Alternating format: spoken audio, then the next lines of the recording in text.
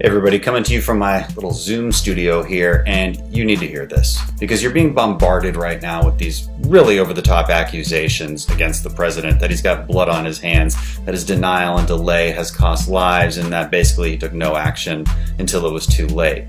The question is any of this true? Let's start back in January. January 15th, the first patient with coronavirus enters the United States from Wuhan. That was also the same day that these impeachment pens were being handed out. But luckily, the administration was on top of it. A couple of days later, January 17th, they were already implementing screenings at San Francisco, Los Angeles, and New York airports for flights coming in from Wuhan. But still, even about a week later, our mainstream media was still promoting things like this. Doctors saying, hey, this isn't a big deal, not much more dangerous than the flu.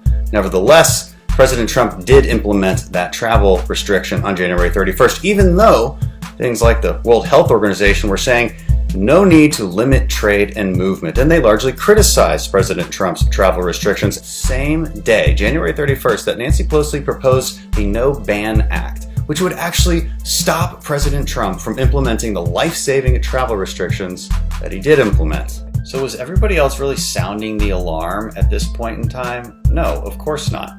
Headlines like these were being written, and constantly, and by mainstream outlets. Again, I don't blame them. These are the facts they had at the time. Adam Schiff, the chairman of the Intelligence Committee, was getting regular updates in that committee, but he didn't even publicly talk about coronavirus until February 25th. And let's not forget that President Trump did talk about the coronavirus in the State of the Union on February 4th. What happened to that State of the Union? That happened. So fast forward a couple of weeks when the president actually asked Congress for supplemental funding to combat the virus, $2.5 billion. What did Nancy Pelosi do? Instead of putting that money on the House floor to be voted on, she put a bill to ban flavored tobacco. That was the priority of the Speaker of the House. You also hear a lot of criticism for Trump being overly optimistic. But this is what Nancy Pelosi was saying in late February, telling people to go out and enjoy themselves for the Chinese New Year. Come to Chinatown. Here we are. Same with Bill de Blasio in New York City. I want to be clear, I'm not blaming them either. We all have the same set of facts. Even around the world, places like Italy and Spain and Iran, their cases didn't start to spike until early March. And even they didn't lock down. Italy didn't lock down until March 10th. Spain didn't lock down until March 14th. Iran, not until April 4th. Places like Sweden didn't lock down at all. As these countries locked down, were we just doing nothing? No, of course not. President Trump implemented travel restrictions from Europe on March 12th. And what did the media say? All of that.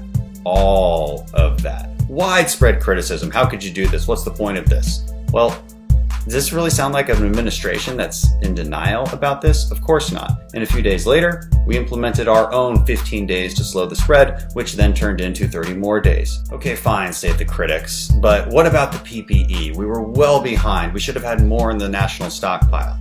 Yeah, that's true. But USA Today did a fact check on this. As it turns out, most of our stockpile was depleted after the H1N1 virus. Okay? And the Obama administration never replenished it. That's the truth. Am I blaming them? No, not really. They don't have a crystal ball. What about the testing? We were behind on that. And that's President Trump's fault, right? Well, no, not so simple. Early on, the CDC started to develop a test, but China refused to give them actual samples of the virus, so it was harder to make a test. And also, they didn't do a great job of it. Also, long-standing FDA regulations prevented our private industry from actually developing tests. The Trump administration reversed those regulations that had been around well over a decade. This is the main point here. If we're going to look back in time and try to suggest that our government should have shut everything down back in February, well, where's the evidence for that?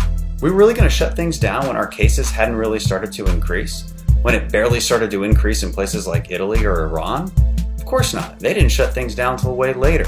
Do you really think that we should have lost tens of millions more of jobs and livelihoods based on almost no evidence at the time? Is that really a reasonable expectation? Is that really a reasonable accusation? No, I don't think so. Listen, I don't want to blame Democrats for this at all. I don't think we should. I don't think there's a lot of people to blame for this, except for China, of course. It would be time for all of us to give each other a little bit of grace and understand that at the local, state, and federal level, everybody is doing their best to fight the pandemic. And we're going to need to stop the dishonest finger pointing as we move into the next phase, where we figure out how to reopen our economy and fight the pandemic alongside that. Thanks for listening.